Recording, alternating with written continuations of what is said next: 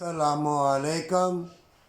جب روزہ رسول ویران ہو، خانہ کعبہ پر بھی فاصلے بڑھا دیے جائے اور ملنے جلنے کے لیے بھی فاصلے بڑھا دیے جائیں، اور دیکھو کہ بے حیائی اور ہر کوئی خود پسند، ہر کسی کو بقا کی جنگ کھانے پینے کی پڑ گئی ہے، حالانکہ اللہ نے دانے دانے پہ مہر لگائی ہوئی ہے۔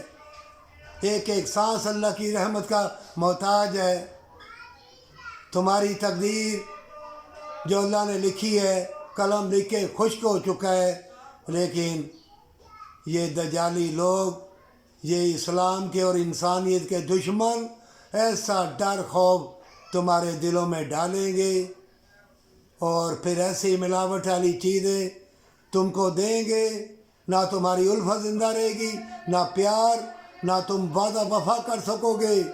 ہر چیز تمہاری بدل جائے گی، ہوائیں مضر آئے گی، موسم بدل جائیں گے، اور زمین سے فتنے ایسے نکلیں گے بے حیائی کا لباس پہن کے کہ ہمیشہ کی جنت تم سے جائے گی۔ اگرچہ تم سمجھتے ہو کہ اللہ تمہارا نگہبان ہے۔ قرآن میں اللہ نے فرمایا ہے، جس نے اللہ سے مدد مانگی، اللہ کی رسی کو مضبوطی سے پکڑے رکھا، اللہ اسے دنیا اور آخرت میں اجر عظیم دے گا، ہمیشہ کی جنت، اور اللہ اس کا محافظ ہے۔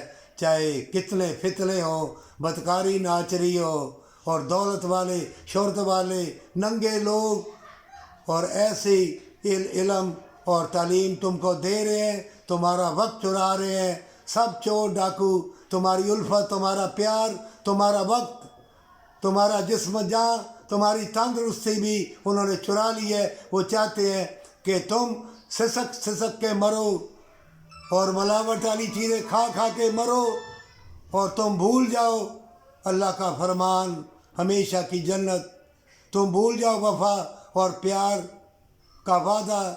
تم ایک ہی چیز رکھو کہ دنیا کی دولت، بقا کی جنگ صرف دنیا کی زندگی ہے، بقا کی جنگ، جنت کی جنگ، اللہ سے ملاقات کی جنگ، خاتمہ ایمان کی جنگ، اور اللہ کا خوف تمہارے دل میں ہوگا۔